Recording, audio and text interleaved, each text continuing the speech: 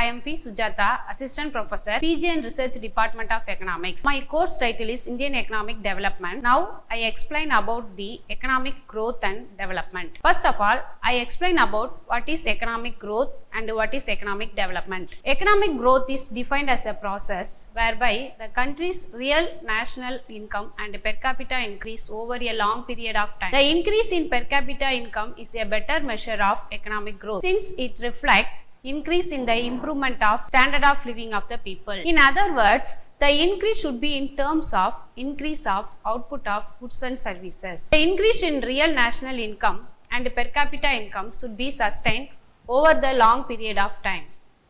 Increase in income should be based on increase in productive capacity of the economy, like the uses of new technology in production and strengthen of infrastructure like transport, electricity generation, network, etc. Economic development is defined as a sustained improvement in material well-being of the society. Apart from growth of national income, it includes changes like social, cultural, political as well as the economic changes which contribute to material progress. It contains changes in resources supplies, the rate of capital formation and the composition of population, technology, skill and efficiency in institutional and organizational setup. These changes fulfill the wider objectives of ensuring more equitable income distribution, greater employment and poverty allocation. So, it means the economic development and growth are differentiated by different economics, like the definition of economic development. The economic development refers to the problem of underdeveloped countries and economic growth to those of developed countries. In addition, makes the distinction between the two terms. The raising of income level is generally called economic growth in rich countries, and in poor one it is called economic development. Mr. Hicks point out that the problem of underdeveloped countries are concerned with the development of unused resources even through their uses of well-known, while those of advanced countries are related to growth, most of the resources being already known and developed to the considerable extent. Schumpeter makes the difference clearer when he defined development as a discontinuous and spontaneous changes in the stationary state, which forever alter and displaces the equilibrium state previously existing, while growth is a gradual and steady changes in the long run, which comes about by the gradual increase in the rate of saving and a population. According to Kindleberger, the economic growth means more output, while economic development implies both more output and changes in the technical and institutional arrangement by which it is produced and distributed. Milton Friedman defined growth as an expansion of the system in one or more dimension without change in its structure, and development as an innovative process leading to the structural transformation of social system. Thus, economic growth is related to the quantitative sustained increase in the country's per capita output or income accompanied by expansion in its labor force, consumption, capital and volume of trade. On the other hand, economic development is a wider concept than economic growth. It is taken to mean growth plus change. It is related to quantitative changes in economic wants, goods, incentives, institutions, productivity and knowledge or the upward movement of the entire social system, according to Mertel. Professor Schumpeter, in his book, The Theory of Economic Development in the year 1911, has made clear distinction between economic development and economic growth. Similarly, Ursula Hicks, C.B. Kindleberger all have also laid stress on the different meaning of this term. Now, I explain the difference between the economic growth and economic development. First, I explain the economic growth. Economic growth is a single dimensional which is concerned with increase in national and per capita income, and economic growth is multidimensional. It is concerned both with income and structural changes. In fact, economic development is broad term. In the case of economic development, along with increasing in national income, there is changes in the economic, social and political structure of the country. Growth is related to the quantitative changes, whereas development is qualitative changes. There are many important quantitative changes in development process which take it beyond growth. These qualitative changes manifest themselves in the form of efficient functioning of the factors of production and improved technique of production. Economic development is related not only with increase in production but also in equitable distribution. Next one, Professor Schumpeter, the economics is discontinuous and spontaneous changes in the stationary state, which forever alter and displaces the equilibrium state previously existing, while growth is a gradual and steady change in the long run, which comes about by general increasing in the rate of saving and population. Therefore, the term development is used for spontaneous and discontinuous changes, and the term growth is used for continuous and steady changes. Next, Professor Robert Clover says that growth without development. Growth is possible without development. For example, the main cause of rise in national income of library economy is the export of primary goods. But this production is done in those gardens whose ownership is in the hand of foreign companies. It is seen, in spite of rise in national income, there has been no increase in productive capacity of the country. On the other hand, along with the process of economic development, it is essential to have economic growth to some extent. The special problem of underdeveloped countries, its stress Professor Ursula Hicks, development should be related to backward countries where there is possibility of developing and using either to unused resources. The term growth is applicable to economically advanced countries where most of the resources are already known and developed. Now, discuss about what are the factors affecting economic growth. There are two types of factor. One is economic factor, another one is non-economic factor. The economic factor consists of natural resources, capital formation, technological progress, human resource development, population growth, social overheads. First, I explain about what are the factors in natural resources. The natural resources includes the land area and quality of soil, forest, wealth, good river system, minerals and oil resources.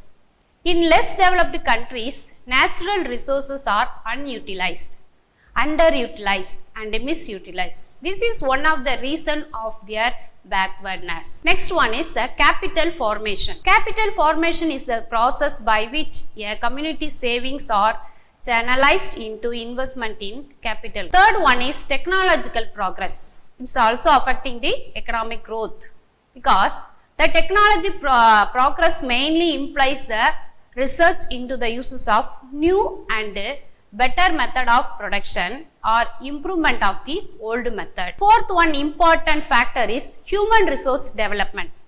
What is human resource development? A human resource development is nothing but a good quality of population. A good quality of population is very important in determining the level of economic growth. So, the investment in the form of educational and medical. Human resource development increase the knowledge, skill and capability of the people that increase their productivity. Next one factor is population growth. It provides expanding market for goods and services. Last one is social overheads. Social overheads like schools, colleges, technical institutions, medical colleges, hospitals and public health facilities. Such facilities make the working population healthy, efficient and responsible. And next to discuss about what are the non-economic factor to affecting economic. Political factor, social and psychological factor, education, desire for material betterment. What is political? What are the different political factor? The stable, strong and efficient government, honest administration, transparent policies and their efficient implementation develop confidence of investors that lead to faster economic growth. So, next one social and psychological factors. Social factors that include social attitude, social values and social institution which change with the expansion of education and the transformation of culture from one society to the other. Next, one of the most important role for non-economic factor is education. Education play an important role in human resource development, improve the labor efficiency and remove mental block to new ideas and knowledges thus contribute to economic development. Desire for material betterment. The society that focus on self-satisfaction, self-denial, etc. So these are the economic and non-economic factor for economic growth. Next we will discuss about what are the different indicators of economic growth and development. First one is national income. So what is the role of national income? Increasing in the rate of growth of real national income is an important measure of economic growth. Higher the rate of growth of national income, bigger will be taken from which distribution to various citizens will take place. All the citizens will benefit if population growth is not very high. The rate of investment is stable and the income inequality is reduced. Second one indicator is per capita income. If national income increase but population is increased at faster rate, then income available with each individual decreases. It is therefore important for nation income to grow at higher rate than the population growth to increase the welfare of the people. Next one, per capita consumption. And an individual earn income to consume either at present or in future. They can postpone their current consumption in order to purchase durable product at the later time. The postponement of consumption does not decrease the national welfare. The consumption is necessary in underdeveloped countries to increase savings, which leads to increase in capital formation. In an underdeveloped countries, increase in saving can create new investment opportunities leading to increase in national income in future. Other indicators of economic development. So, we already discussed about indicator of economic growth. What are the different indicators of economic development? First one is increasing in literacy level. Second one, low growth of population. Increasing in literacy level. The benefit of economic growth will not spread to all section of people till the population is literate and can use their mental abilities. Knowledge is becoming the most important resource and only those who possess knowledge can earn a decent time. Next one indicator, low growth of population. A economy developed, the rate of growth of population tends to decrease. In underdeveloped countries, the rate of growth of population is high as compared to US, UK, Japan, etc. Decrease in inequality of income. Income inequality tends to decrease as economic development takes place. Regional difference within the country also tend to decrease. Increasing in importance of service sector. As the economic development takes place, the share of agriculture sector decreases and that of industry and service sector increasing in the GDP. Next I will discuss the characteristics of underdeveloped countries. What are the different characteristics of underdeveloped countries? Underdevelopment is a stage of economic development where natural resources of the country remain unutilized. Capital formation is at low level and the quality of human resources is very poor. Professor Wagner next defined underdevelopment in terms of scarcity of capital, which restricted the utilization of human and natural resources. It is not proper to explain underdevelopment only in terms of low uses of resources. Even developed countries, resources remain underutilized at the time of recession and depression. The problem with underdeveloped countries is that resources remain unutilized for a long time and due to vicious circle. It is not possible to provide a minimum trust to bring underdeveloped countries out of poverty and deprivation. So, what are the characteristics of underdeveloped countries. First, most important character is higher level of poverty. In underdeveloped countries, people have low purchasing power, as a result of which they are unable to meet over their basic needs like hunger, cloth and shelter. In India, 40% of people are not even getting food grains to meet the minimum calories per day requirement, which is necessary for leading a healthy life. Still, a large section of the population has to go without proper shelter. Next important characteristic is major people depending on agriculture. Lack of job opportunities in secondary and tertiary sector. The people to depend on primary sector even though income derived from agriculture is very low. Increase in population leads to subdivision of land, thereby decreasing the productivity in agriculture. Low average size of land per family makes it impossible to use modern technology like harvesters, tractors, etc. The lack of alternative source of livelihood, people to migrate to urban areas, which leads to creation of slums. Low income level in agriculture create difficulty in allocating resources for investment purpose. To modernize the method of farming, the lack of adequate investment in agriculture keep the average productivity at low level. Next important one is the lack of adequate capital formation. Due to high rate of growth of population, the rate of consumption is very high. Average productivity of labor is very low. These factors keep the rate of capital formation at a low level. Even the capital available is not used efficiently.